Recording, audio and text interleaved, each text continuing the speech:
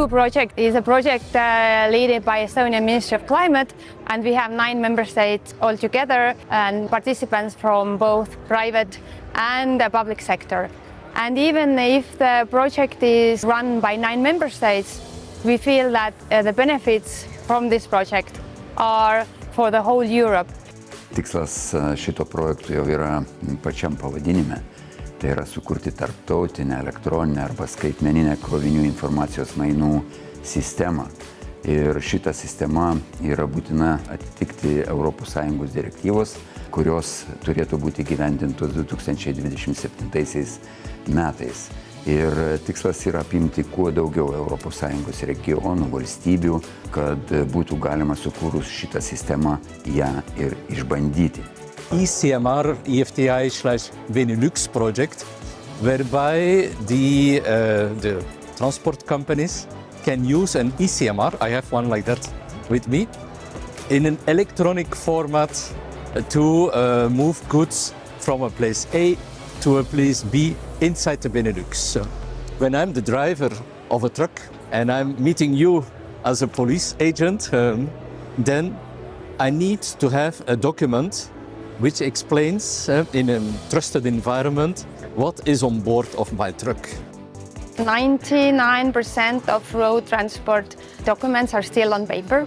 So if we moved from paper to digital forms of documents, it will make huge savings on climate issues also.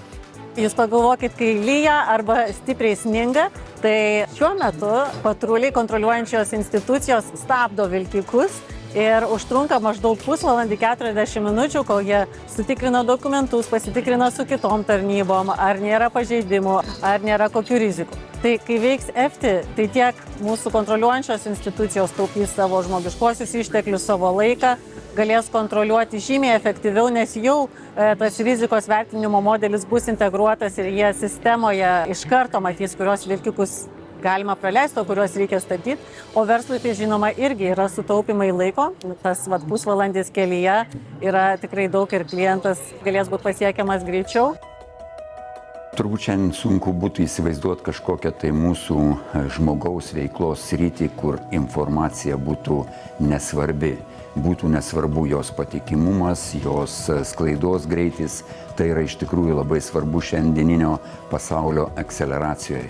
Tai šios sistemos privalumas ir bus tas, kad bus galima labai greitai, labai pasikeisti įvairią informaciją apie krovinius, apie jų statusą, apie jų judėjimą įvairiose valstybėse vienu metu. Tai užtikrins iš tikrųjų efektyvumą, tai užtikrins kaštų mažinimą, tai leis įvairiom institucijom vienu metu žinoti apie krovinius, kurie juda ES teritorijoje.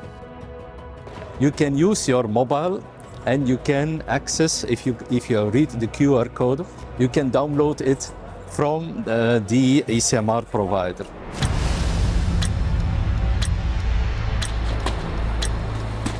We are ahead of time on the authority side, so the FT gates are already in quite good shape.